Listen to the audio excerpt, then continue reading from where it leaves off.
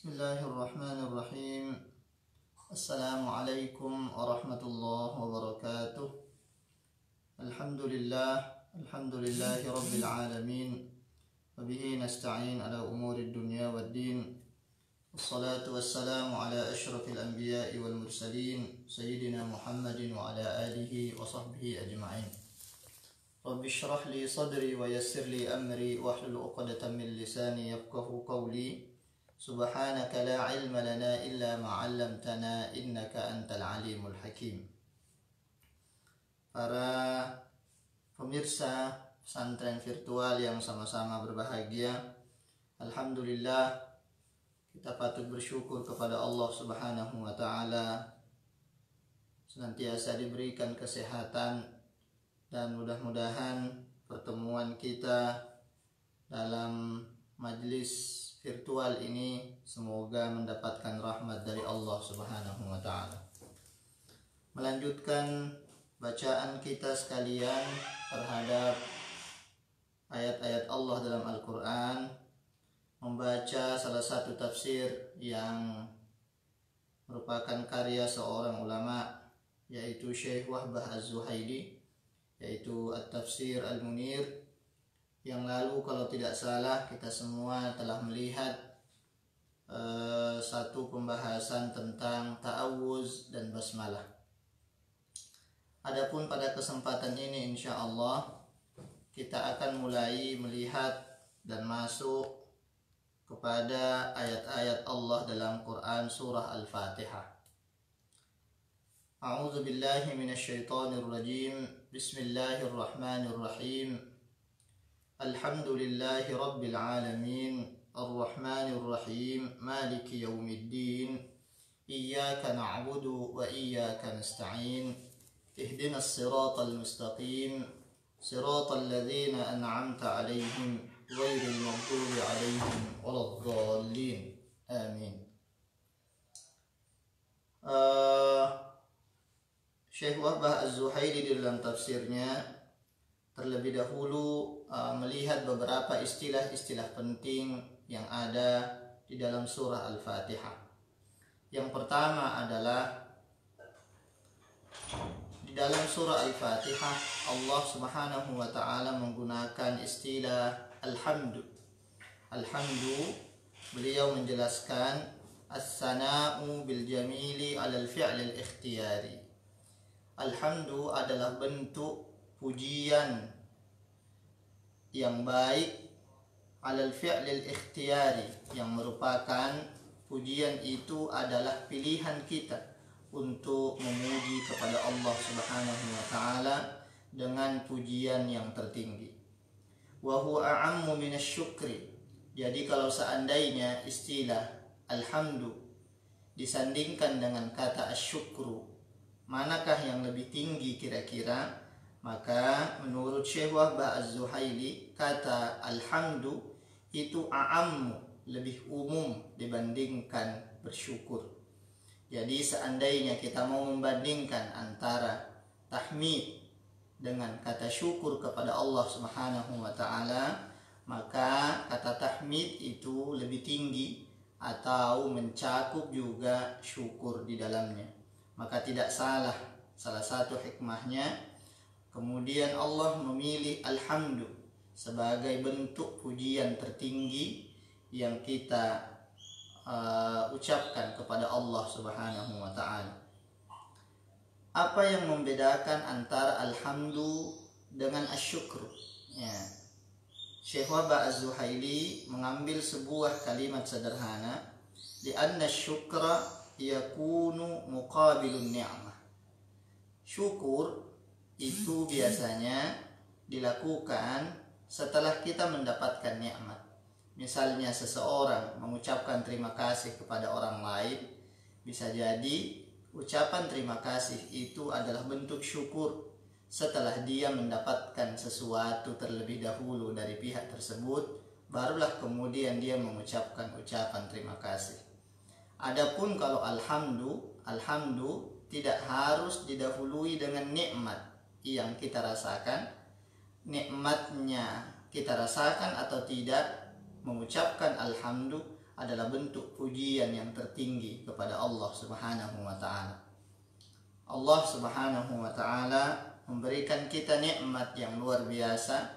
Di antara sekian nikmat itu ada yang mampu kita cerna dan ada yang tidak mampu kita cerna.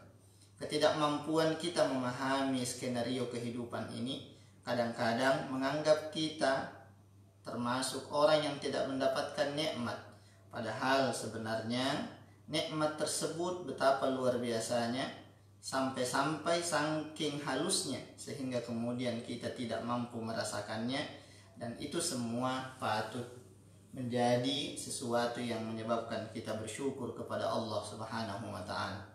Kalau kita sudah mengucapkan alhamdulillah, pujian kita dengan alhamdulillah itu sudah mencakup syukur di dalamnya.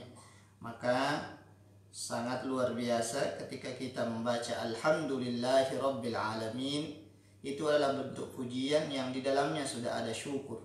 Alhamdulillah kita ucapkan tanpa harus merasakan nikmat terlebih dahulu.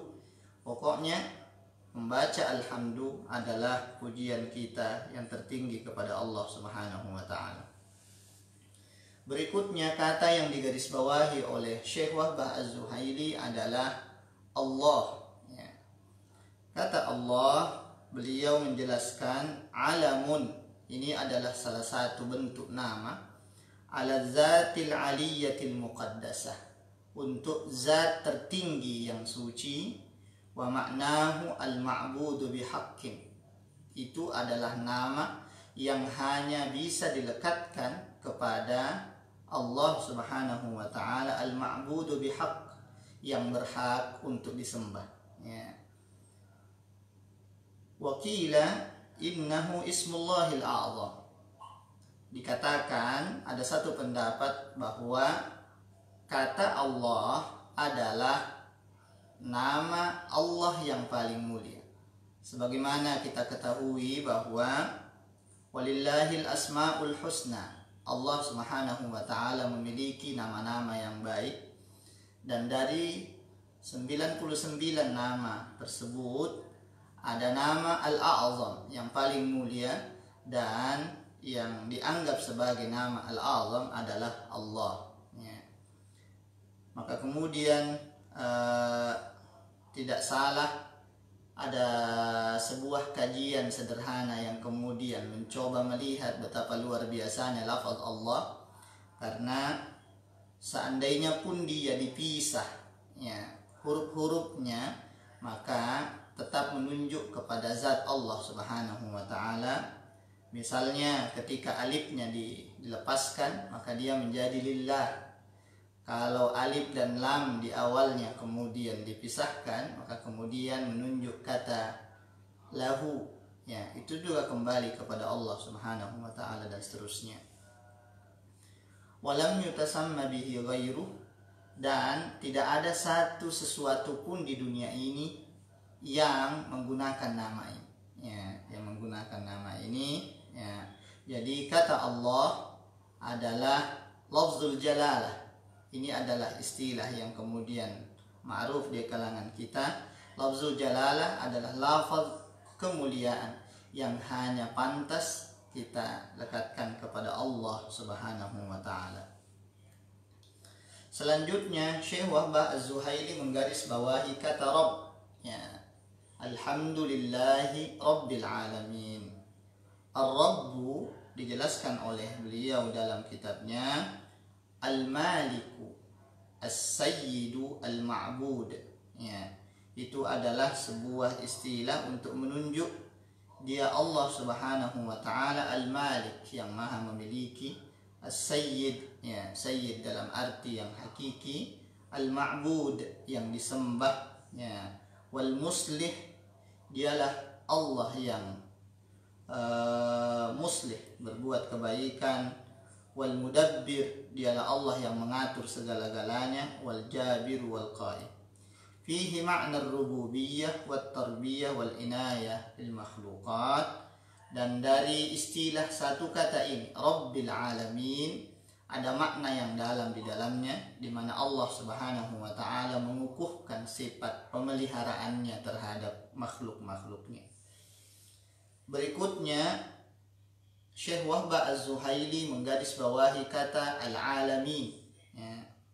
Al-alamin itu adalah sebuah istilah jamak plural dari kata alam. Ya. Wa huwa kullu mawjudin siwallahi ta'ala. Alam, yang dimaksud dengan alam adalah segala sesuatu selain Allah Subhanahu wa ta'ala. Ya, kalau dalam bahasa Indonesia kadang-kadang istilah ini terkesan sempit. Padahal dalam istilah bahasa Arab, al-alam, yang dimaksud dengan alam adalah kullu ma siwallah atau kullu mawjudin siwallahi subhanahu wa ta'ala, menunjuk segala sesuatu selain Allah Subhanahu wa ta'ala. Wa huwa anwa', ya, dan alam itu bermacam-macam. Ka'alamil insan, ada yang diistilahkan dengan alamul insan, alam manusia, wal hayawan, alam hewan, wan nabat, alam tumbuhan, ya, dan seterusnya, wal jin, ada lagi istilah alamul jin. Walafzul alam ismu jinsin la wahida lahu min lafzih. Istilah alam dalam bahasa Arab adalah ismu jinsin, yang tidak ada istilah tunggalnya. Ya. Kalau kita sudah mengatakan alam, ya sudah, alam itu adalah sebuah istilah yang mencakup segalanya, yang tidak ada istilah tunggalnya. Ibarat sebuah kalimat dalam bahasa Arab, kaum. Kaum itu bentuknya sederhana, kaum, tapi di dalam kaum itu terdapat banyak orang. Berikutnya, kemudian Syekh Wahbah Az-Zuhaili menggarisbawahi istilah Ar-Rahman Ar-Rahim. Ya. Ar-Rahman Ar-Rahim ini sifatani lillah, dua istilah yang merupakan sifat bagi Allah Subhanahu wa ta'ala, mushtaqqani minar rahmah, dua-duanya merupakan gubahan atau perubahan dari satu kata, yaitu Ar-Rahmah. Ya. Dan meskipun dia berasal dari satu kata yang sama, luar biasanya setiap dari dua kata ini memiliki makna tertentu. Ar-Rahman memiliki konotasinya sendiri, kemudian Ar-Rahim memiliki konotasinya pula sendiri. Ar-Rahmanu, adapun Ar-Rahman siga mubalaghah, dia adalah bentuk siga mubalaghah, sebuah ungkapan yang kelihatan sederhana tapi dia memiliki makna yang superlatif, bimakna azimur rahmah, ya, bermakna bahwa Allah itu azimur rahmah, memiliki rahmat yang agung. Wa huwa ismun amun fi jami'i anwa'ir rahmah, dalam arti bahwa Allah itu Rahman, maha pengasih, yang mana mencakup segala jenis kasih sayang di dalamnya. Wa aksarul ulama, ya, adapun mayoritas ulama berpendapat bahwa ala anna ar-Rahman, bahwasanya kata ar-Rahman itu ismun mukhtassun billahi azza wa jalla, itu adalah nama khusus bagi Allah Subhanahu wa ta'ala.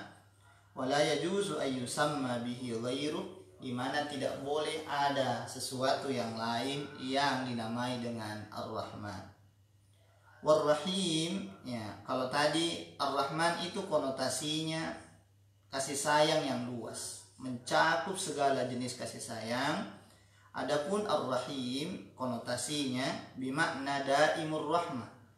Kalau Ar-Rahman tadi secara luas, kalau Ar-Rahim bimakna daim, secara berkesinambungan, ya, tidak terputus. Kalau di dunia bisa jadi ada orang yang mendapatkan kasih sayang dalam waktu tertentu, tapi itu terputus, kemudian setelahnya tidak lagi.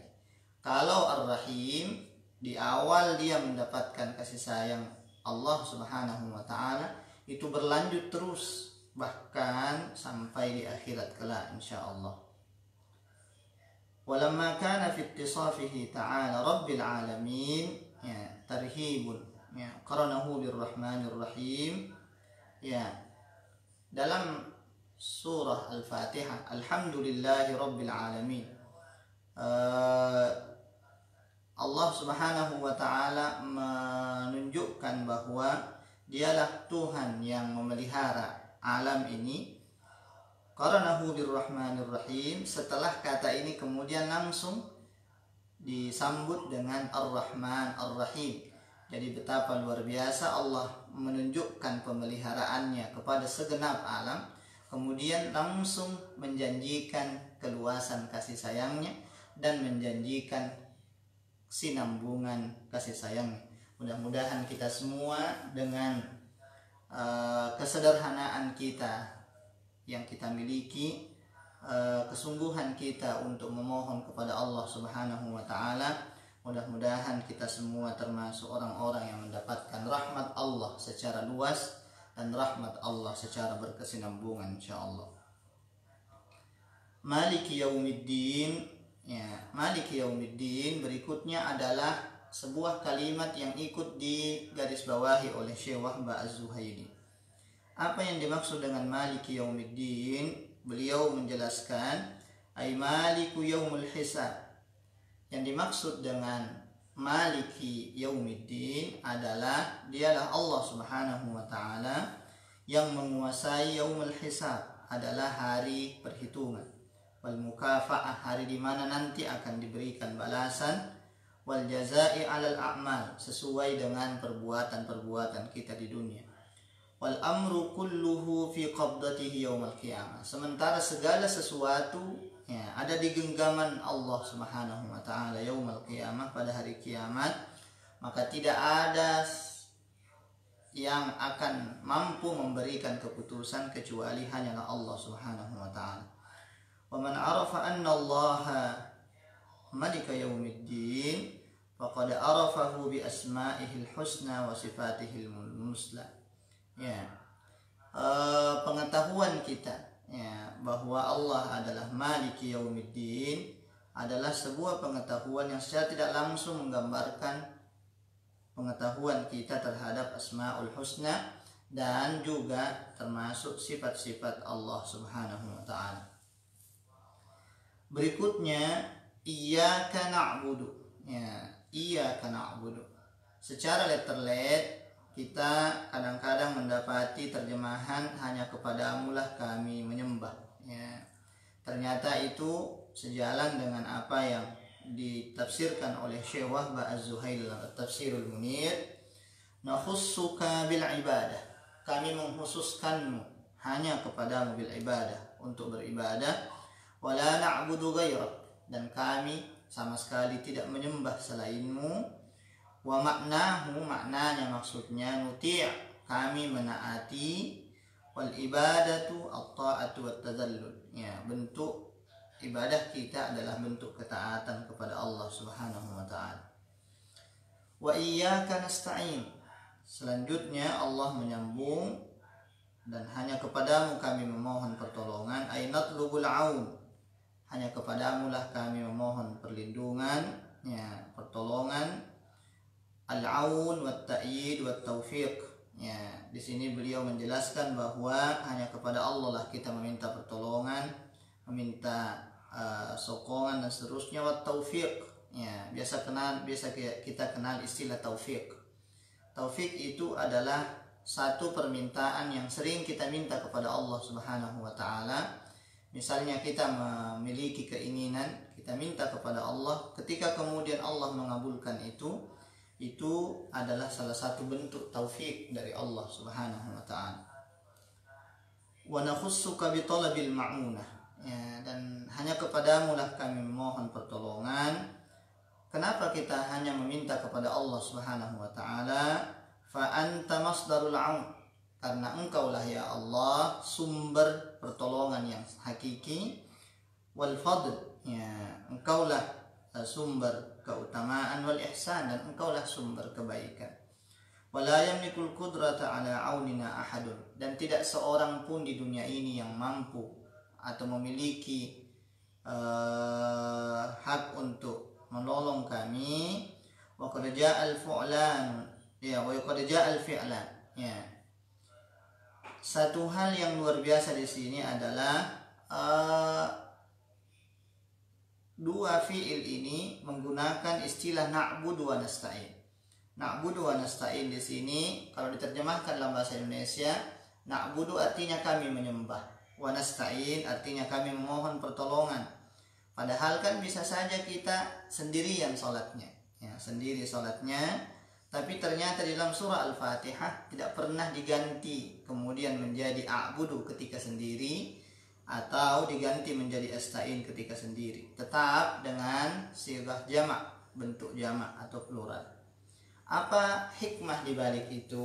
Menurut Syekh Wahbah Az-Zuhaili, ya, iyyaka na'budu wa iyyaka nasta'in itu adalah bentuk lil i'tiraf, adalah bentuk pengakuan kita bi qusuril 'abdi wahdahu, sebagai bentuk pengakuan akan keterbatasan kita sebagai hamba, ya, sebagai hamba, anil wuqufi amam Allah. Kita hari ini mungkin merasa senang-senang saja ketika bertemu dengan seseorang sendirian, tapi apakah kemudian kita berani menghadap Allah sendiri? Sebagai bentuk akhlak kita kepada Allah Subhanahu wa taala, sebagai bentuk pengakuan kita atas keagungan Allah Subhanahu wa taala, maka di dalam surah Al-Fatihah kita mendapatkan pelajaran berharga. Iyyaka na'budu wa iyyaka nasta'in, tetap menggunakan na'budu wa iyyaka nasta'in sebagai bentuk pengakuan kita atas keterbatasan diri kita sebagai hamba di hadapan Allah Subhanahu wa taala. Faka'annahu yaqul, ya, ketika kita menggunakan istilah iyyaka na'budu wa iyyaka nasta'in, seakan-akan kita berkata, la yaliku biyal wuqufu wahdi, ya Allah, tidak pantas diri saya menghadap langsung sendirian, wa bimufradi fi munajatika, ya, untuk bermunajat kepadamu.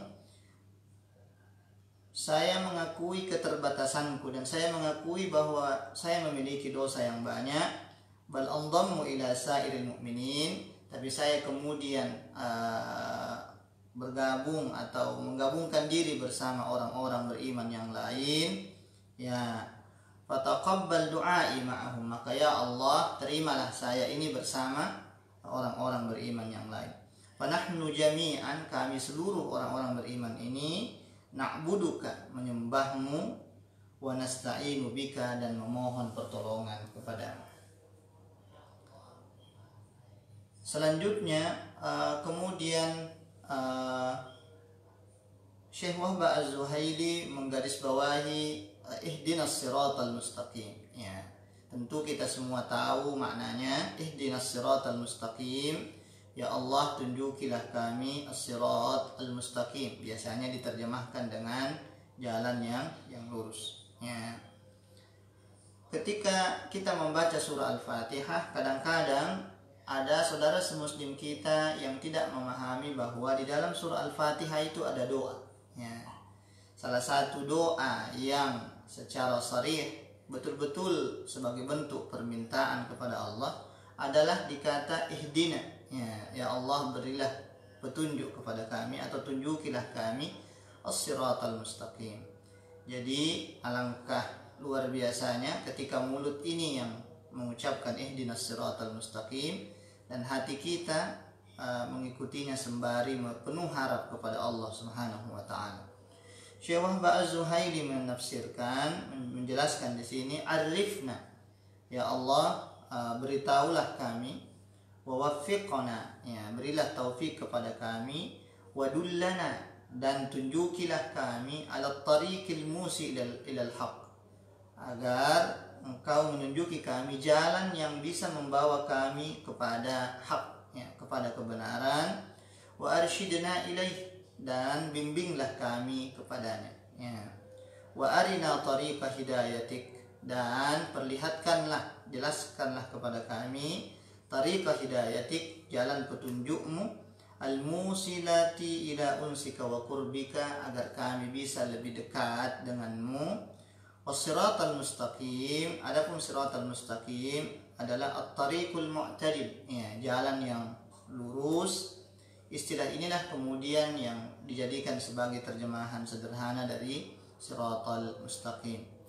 Tariqul islamil ladzi, ya, ba'asta bihi anbiya'ak, adalah jalan yang dengan jalan itu engkau mengutus nabi-nabimu ya Allah, wa rusulak, ya para rasul-rasulmu, wa khatamta bi risalatihim risalata khatamin nabiyyin, dan dengan jalan itu pula engkau menutup risalahmu, ya berupa risalah nabi yang terakhir yaitu Rasulullah Muhammad sallallahu alaihi wasallam. Wa huwa jumlatun ya ma yusilu ila sa'adati fid dunya wal akhirah. Kalau kita berada di jalur siratal mustaqim, maka insya Allah itulah jalan yang akan membawa kita kepada kebahagiaan dunia dan akhirat. Dan luar biasanya inilah pinta kita yang berulang-ulang terus, yang mungkin kadang-kadang kita ucapkan surah Al-Fatihah dan kita sekedar mengucapkannya tanpa sadar, itu adalah bentuk doa kita kepada Allah yang sangat luar biasa, yang mana kehidupan kita ini penuh dengan liku-liku kehidupan. Betapa pentingnya kita mendapatkan petunjuk dari Allah Subhanahu wa taala. Ya. Selanjutnya Syekh Wahbah Az-Zuhaili menggarisbawahi satu kalimat, siratal ladzina an'amta alaihim. Ya, jalan orang-orang yang engkau beri nikmat atas mereka. Siapakah yang dimaksud orang-orang yang telah diberikan nikmat atas mereka? Syekh Wahbah Az-Zuhaili menjelaskan minan nabiyyin. Ya, yang pertama adalah para nabi-nabi Allah Subhanahu wa taala. Tentu kita di dalam Islam diperkenalkan beberapa nabi-nabi terdahulu sebelum Nabi kita Muhammad sallallahu alaihi wasallam.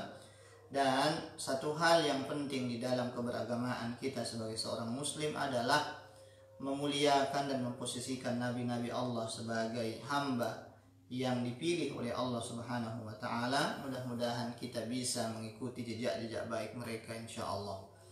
Was-siddiqin, orang-orang siddiq, wasyuhada, ya, para syahid, was-salihin, orang-orang yang saleh, as-sabiqin, ya, orang-orang terdahulu. Dengan permintaan kita ihdinas siratal mustaqim, siratal ladzina an'amta alaihim. Siratal mustaqim itu adalah jalur orang-orang yang diberi nikmat oleh Allah Subhanahu wa taala. Wa hasuna ulaika rafiqa. Kemudian yang terakhir, Syekh Wahbah Az-Zuhaili menggarisbawahi kalimat terakhir dari surah Al-Fatihah, ghairil maghdubi alaihim waladdallin. Ya, kita meminta jalan, ditunjuki jalan yang lurus oleh Allah Subhanahu wa taala, jalan orang yang telah diberi nikmat olehnya, ghairil maghdubi alaihim, dan bukan jalan orang-orang yang dimurkai oleh Allah, waladdallin, dan bukan pula orang-orang yang sesat. Ya, siapa yang dimaksud di sini? Syekh Wahbah Az-Zuhaili dalam tafsir Al-Munir menjelaskan, ay la taj'alna ma'a ulaikal haidin an tariqil istiqamah. Janganlah engkau jadikan kami, ya, ikut ke jalan orang-orang yang melenceng dari jalan istiqamah, al-muba'idina ar-rahmatillah. Semoga kami tidak termasuk orang-orang yang menempuh jalan yang justru membuat kita jauh dari rahmat Allah Subhanahu wa taala. Al-mu'aqabina asyaddal iqab, na'udzubillah, yaitu jalan orang-orang yang akan mendapatkan iqab, asyaddul iqab, ya, balasan yang pedih, na'udzubillah. Li'annahum, kenapa mereka dikatakan al-maghdubi alaihim? Li'annahum araful haqqa wa tarakuh, karena mereka sudah tahu kebenaran yang sesungguhnya, wa tarakuhu, hanya saja mereka meninggalkannya atau melalaikannya, na'udzubillah. Wadallut tariq, ya, adapun waladdallin, waladdallin itu adalah orang-orang yang salah jalan, ya, tersesat. Wa yaral jumhuru annal maghduba alaihim humul yahud. Ada beberapa penafsiran ulama yang mengarahkan bahwa yang dimaksud dengan al-maghdubi alaihim di dalam surah Al-Fatihah itu adalah kaum Yahudi, wad-dhallin humun nasara. Adapun ad-dhallin dianggap, ad-dhallin itu adalah kaum Nasara. Wal haq, ya, adapun pendapat yang benar menurut Syekh Wahbah Az-Zuhaili adalah annal maghduba alaihim, yang dimaksud dengan al-maghdubi alaihim orang-orang yang dimurkai oleh Allah, humul ladzina balagahumud dinul haq, adalah orang-orang yang ajaran agama telah sampai kepada mereka. Ya, farafaduhu wa nabadhu, hanya saja mereka menolaknya, mereka mengabaikannya. Itulah yang dimaksud al-maghdu.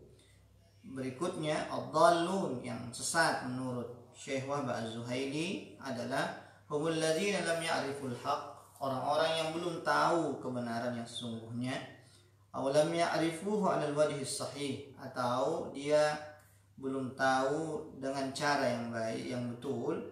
Wa humul ladzina lam tablughuhum risalah wa balagathum binahwin naqisin, yaitu orang-orang yang memang sama sekali belum mendapatkan risalah, belum sampai dakwah kepada mereka, atau justru mereka mendapatkan dakwah yang atau informasi yang kurang sehingga tidak memberikan petunjuk yang utuh bagi mereka.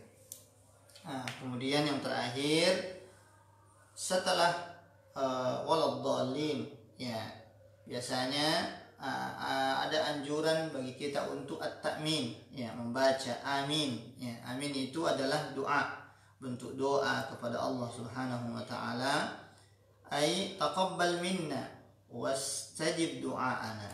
Ketika mengucapkan istilah amin itu adalah bentuk doa. Maksudnya apa? Taqabbal minna, ya Allah, kabulkanlah, ya, kabulkanlah permohonan kami. Wastajib du'aana, ya, dan ijabalah doa-doa kami. Wahia laysat minal Qur'an, dan perlu digarisbawahi bahwa kata amin itu bukanlah bagian dari Al-Qur'an. Walam takun qablana, ya, ucapan amin ini, ya, itu tidak dikenal oleh umat-umat masa lalu illa li Musa wa Harun alaihi wassalam, kecuali nanti pada Nabi Musa dan Harun. Ini adalah sebuah informasi yang luar biasa yang disampaikan oleh Syekh Wahbah Az-Zuhaili dalam kitabnya Yusannu khatmil Fatihati biha, ya, sementara kata amin ini adalah kata yang disunnahkan bagi kita untuk membacanya ketika selesai membaca surah Al-Fatihah. Ba'da saktatin 'ala nun, ya, jadi diberikan informasinya bahwa cara membacanya itu adalah setelah saktah dari nun waladdallin. Jadi saktah itu adalah bacaan berhenti sejenak tanpa mengambil nafas, ya, waladdallin, berhenti sejenak tanpa mengambil nafas, baru kemudian amin, ya, itu adalah petunjuk pembacaannya. Kenapa kemudian harus ada saktah, ada pemisah? Ya, liyatamayyaza ma huwa Qur'an mimma laysa biqur'an, untuk memberikan jeda atau pemisah antara mana yang masuk bagian Al-Qur'an dan mana yang bukan bagian dari Al-Qur'an. Apakah ada dalilnya? Ya, beliau kemudian menjelaskan wa dalilu sunniyati ma rawahu Malik wal jamaah. Adapun dalil kesunahannya adalah apa yang diriwayatkan oleh Imam Malik, ya, Imam Malik wal jamaah, ya, Ahmad wal a'immatus sittah, begitu pula Imam Ahmad, ya, dan imam-imam dalam kutubus sittah yang lain. An Abi Hurairah anna Rasulullah sallallahu alaihi wasallam qala, diriwayatkan dari seorang sahabat bernama Abu Hurairah bahwasanya Rasulullah SAW bersabda, fa idza ammana al-imam fa aminu, apabila imam kemudian membaca amin, fa aminu, maka mengaminlah kalian. Fa innahu man wafaqa ta'minuhu ta'minal malaikah, karena barang siapa yang aminnya, ya, bersamaan atau mungkin bertemu dengan aminnya para malaikat, ghufira lahu ma taqaddama min dzambih, maka sebagai ganjarannya dia akan diberikan ampunan oleh Allah Subhanahu wa taala dari dosa-dosanya yang telah lalu. Mudah-mudahan beberapa kalimat yang digarisbawahi oleh Syekh Wahbah Az-Zuhaili ini menambah wawasan kita dalam bacaan kita terhadap surah Al-Fatihah. Tentunya surah Al-Fatihah adalah salah satu surah yang menjadi pilihan utama dalam Al-Quran. Tentu terlalu banyak rahasia-rahasia di balik pemaknaan-pemaknaannya, Apa yang kami sampaikan ini hanyalah secuil dari luasnya samudra makna yang ada di balik surah Al-Fatihah. Mudah-mudahan kita semua diberikan pemahaman oleh Allah, diberikan taufik, diberikan rahmat oleh Allah Subhanahu wa taala, dan mudah-mudahan kita semua senantiasa akrab dengan surah Al-Fatihah di dalam kehidupan kita ini insyaallah. Dan mungkin sampai di sini saja dulu pertemuan kita. Insyaallah kita akan melanjutkan membaca Tafsir Al-Munir karya Syekh Wahbah Az-Zuhaili pada kesempatan yang akan datang. Mudah-mudahan kita semua diberikan kesehatan dan keafiatan. Mudah-mudahan kita selamat di dunia dan selamat di akhirat kelak. Amin ya rabbal alamin. Lebih dan kurangnya mohon dimaafkan. Akhirul kalam, Allahul musta'an wa ilaihi tiklan. Assalamualaikum warahmatullahi wabarakatuh.